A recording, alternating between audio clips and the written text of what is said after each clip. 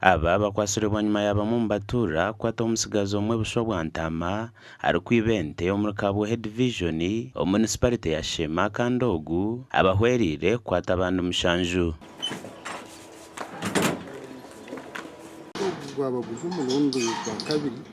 kushangayo empuno kandi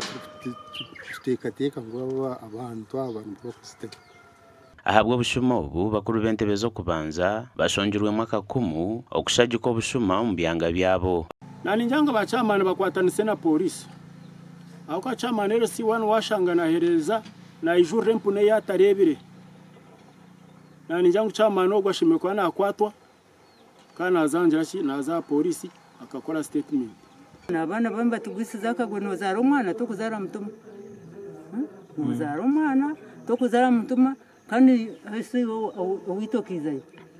ukarebe byabiye birwaho byone byabireho byagambirwaho okurigira hari polisi binjo mbashuma n'abashubuzi b'amatungo bamwe mbari kutekatekwaho behagine biri kubagambwaho ngo nibenda kubasibaho amatugo embuzi kubari isengwe